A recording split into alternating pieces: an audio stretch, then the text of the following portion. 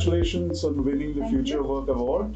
Thank you. So I thought it would be a great opportunity to also kind of find out what you're doing and talk a bit about what Future of Work, and this is one of the first awards that we have done for the Future of Work. Totally honored. Thank you. So, I mean, it's been a tough time, has it been, for the last two years during the pandemic, and you have done extraordinary work during this time. Sure. So, if you were to look at two things which would stand out for you during this time, what would those be in the terms of what changed, how you changed things? Right. So I think it's quite obvious. I think it's not just us. I'm sure it stood out for many corporations like ours. I think I don't think any company got much of a heads up in terms of the lockdowns. Mm-hmm. So it kind of fell on us quite suddenly. But we're a services company, and just to share with you, more than 1 lakh of our resources, out of almost the 250,000 resources we deploy, were in essential services. Which means that while we had to adapt to the new environment of the lockdown, we could not miss a beat. And hence, we are a 100% work from office organization before the pandemic, and we had to now deliver our services at scale, not miss any of the deliverables, but suddenly have to do it from home because we couldn't get any of the employees to come to work. I think what stood out for us is that we felt that we did at least have the infrastructure. So we had obviously, as a company, without knowing that there is a pandemic coming, made the down payment in terms of the cybersecurity measures, the ability to adapt to a virtual work from home kind of environment. I think we had already migrated to cloud overall so all our services that are running, which are technology-led, digitally managed, we're transitioned to cloud. Even our legacy platforms all moved to kind of a cloud environment. So I guess while mentally we were not prepared, we felt that at least because we had made those investments digitally, our ability to adapt was very quick. And I think second thing, which is more customer focused, we have a suite of digital workforce solutions which we had built much before the pandemic. However, adoption of it has been obviously sluggish.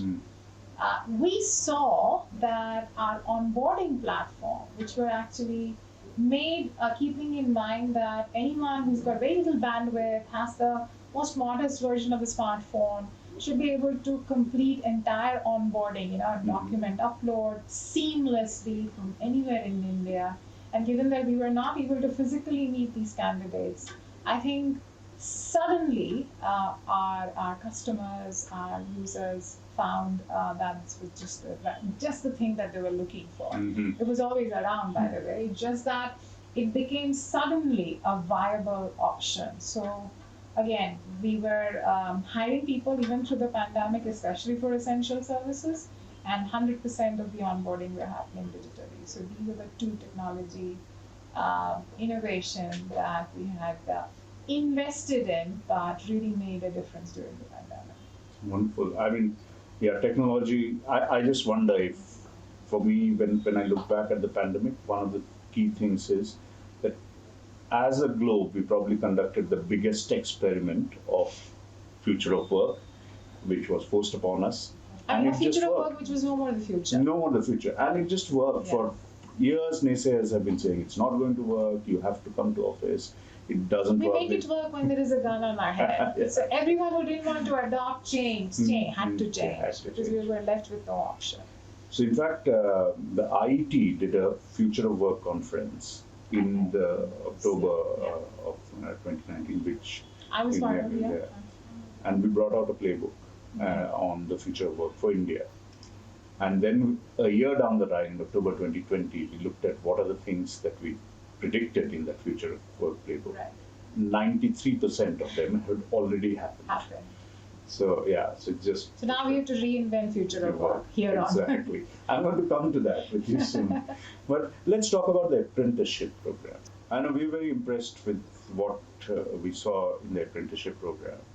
Uh, Also, doubly so because IIT in the UK runs a massive apprenticeship program. Yes. So, two questions I have around that. One is if you could tell me what you are doing in it so that people who are watching this get to understand it. And second, if we look at engineering apprenticeship alone, which is what we do, and the apprenticeship that you do, what would you see as possibly synergies, or where do you think potentially what India needs to be doing more of?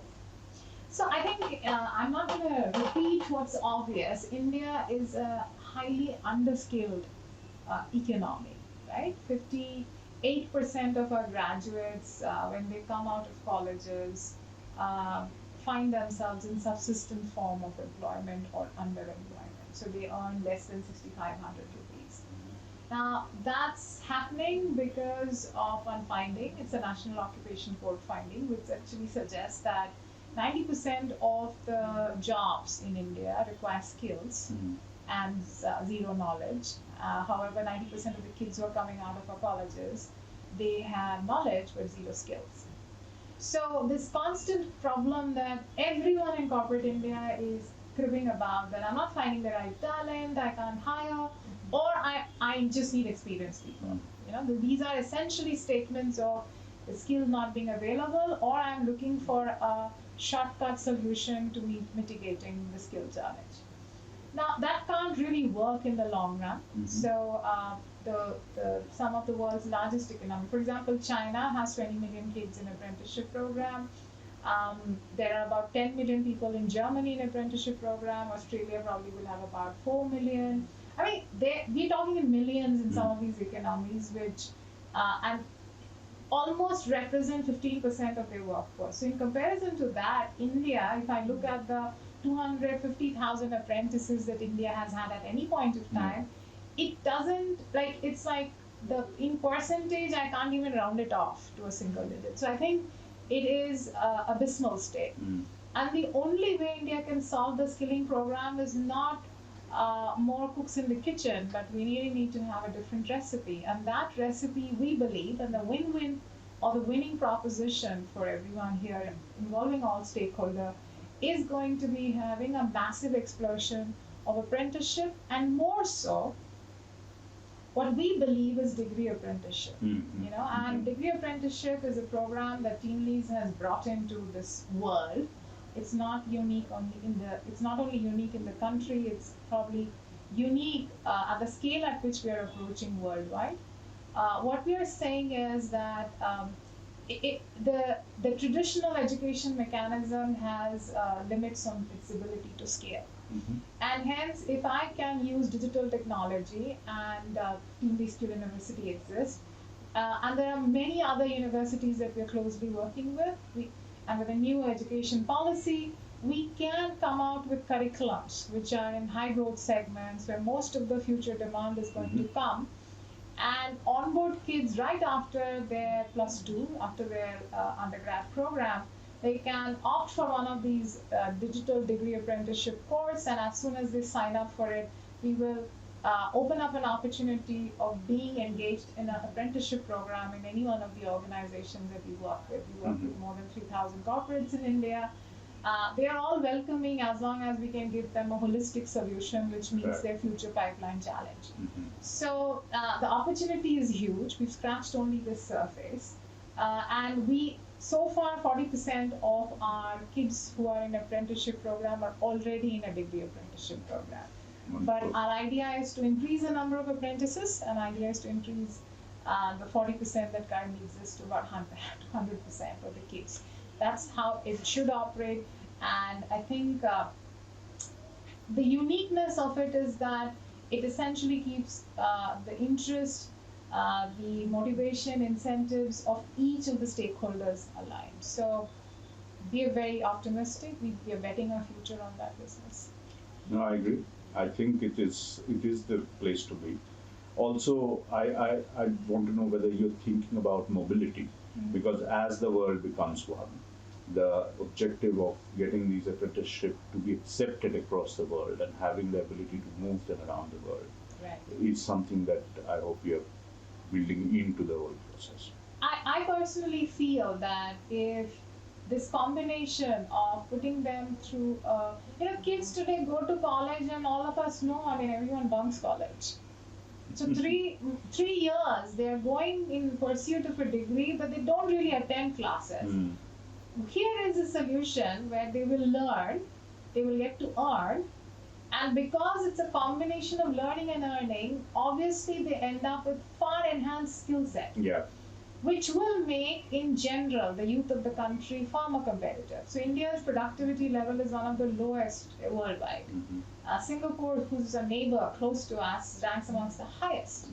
We believe that any kind of skilling and apprenticeship program will inevitably increase the skill quotient of our youth, and it would not be limited to those who are coming out from the technology institutes or the engineering colleges and are getting into tech. We need to improve the overall, capacity, productivity levels, and I think apprenticeship is going to be that solution. India, we believe, has never had a job problem. We've always had a wage problem. Everybody who needs a job has a job. It's just that they don't have the wage that they aspire or deserve. And we feel that with this combination, I mean, I call it the killer app. It's like marrying a degree apprenticeship. It's like winner takes it. I mean, you want it all and you have it all. So you get a degree program while working, while earning your pocket money, and you earn stature, you become competitive. And honestly, these kids will. India is already a place where people are looking forward to solve the world's human capital problem. And with this, I think we are competitive worldwide. Wonderful. Thank you. Pandemic and human resources. We know technology has changed human resources. Things have changed. What about the mindset change of human resources? You can do it. So what about the mindset change of human resources professionals as well as the whole function with the whole impact of the pandemic? It's a very, very broad point. So I'm going to call out the things that I'm happy about, and I'm call out the things that I'm not so happy about.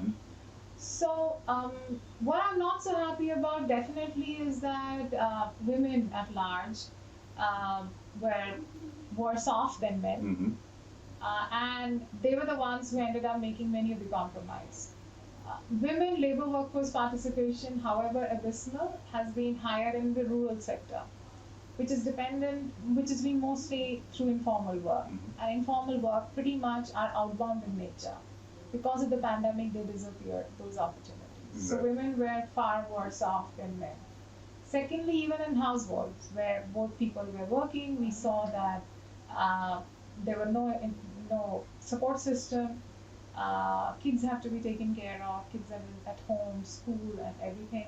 We have seen a surge of attrition by women on account of that, because they were not able to manage all of it. And between the man and the woman took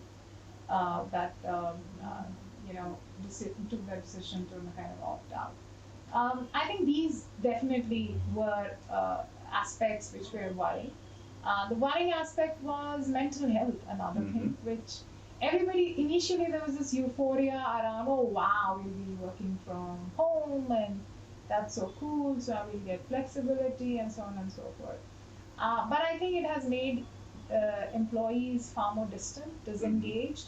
And sometimes they can't pinpoint it, that what's going on. They're not connected with their peers, they are not getting inspired.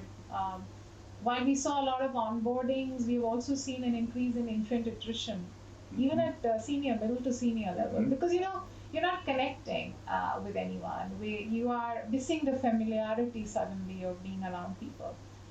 So I think these were worrying signs, and that's why some of those very bold proclamations done by some of the organizations saying, we will work from home forever and all. You saw them between first and the second wave itself, then turning their position, because those definitely were issues.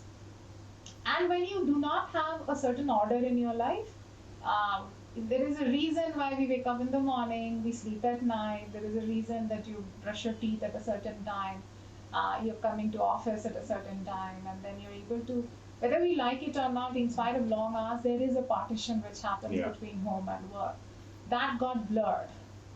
And because you did not have other options, you were working forever. So, of course, productivity went up, but at a cost. And I personally feel that it's a mental cost in some cases.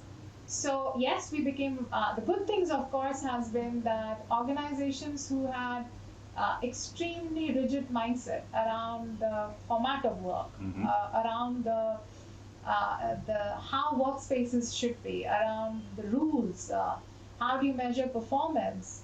I think they had to become more open. So we have seen how mindset have changed even in very traditional organizations around the entire how do you work per se. How do you do performance appraisal? How do you monitor and supervise people, which are good things. I think the adoption and the senior leadership or top management, whatever you might call it, adoption of technology and digital tools. I think there was a resistance per se. I think there has been a huge change in adoption.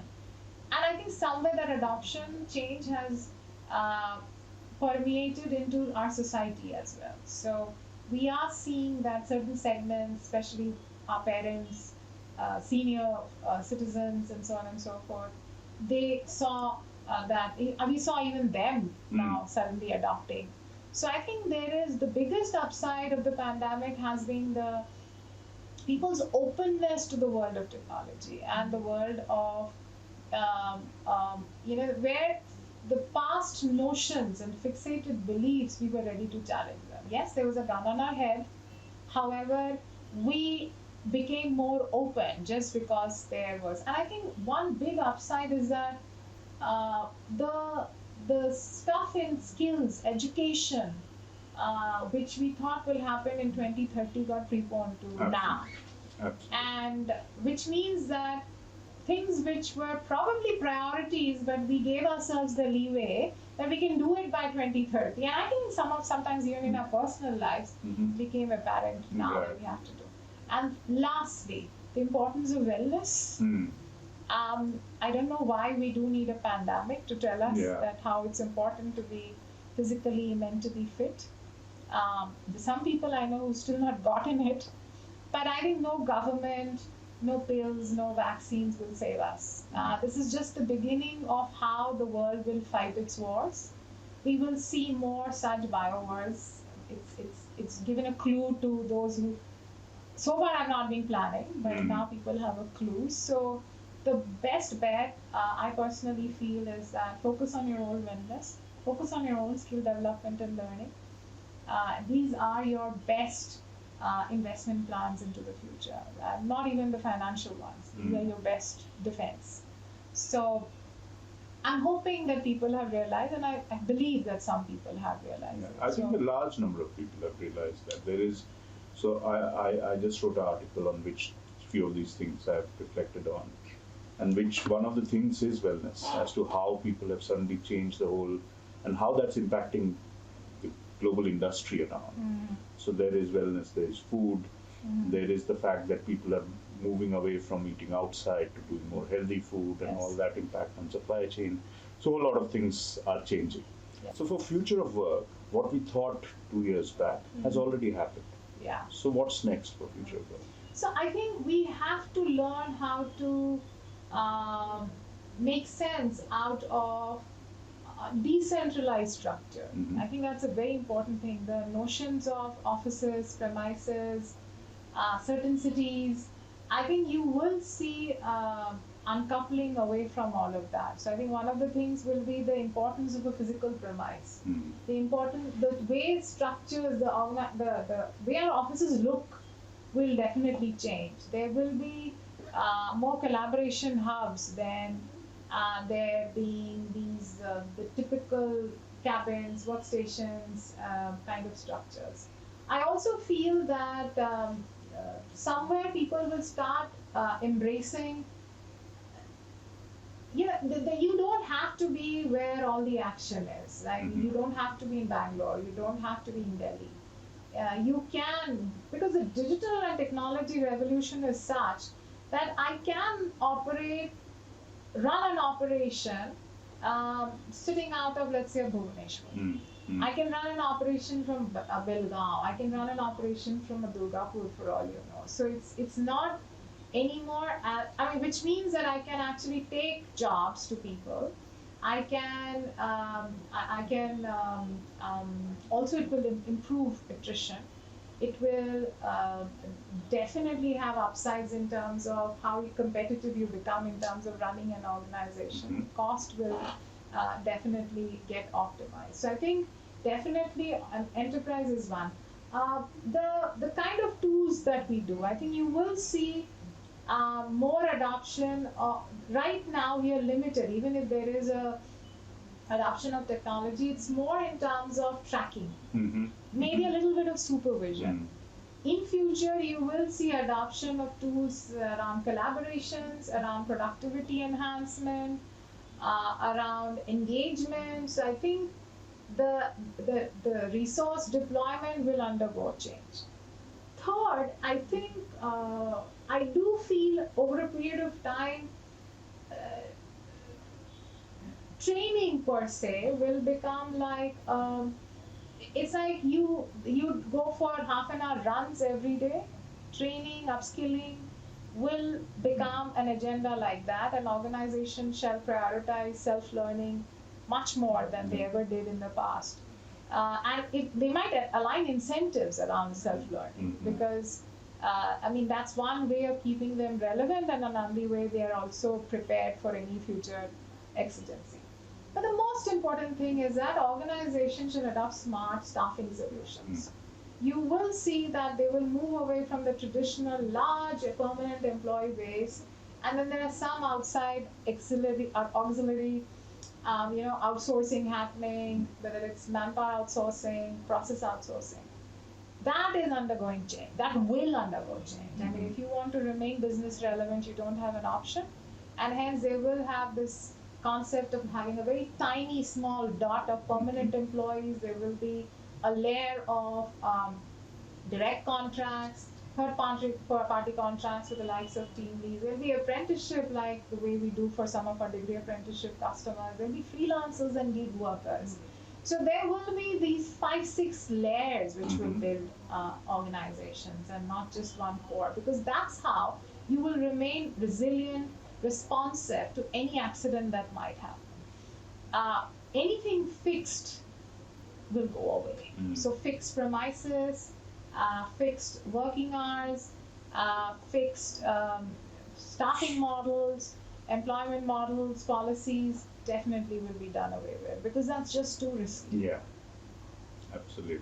Honestly, this is a subject I can go on speaking for hours, so better cut it short. Congratulations once again. Thank you. And carry on the good work. Thank you. We are cheering you for that. Thank you very much. We need all the duas that you can provide us with. Thank you. Thank you.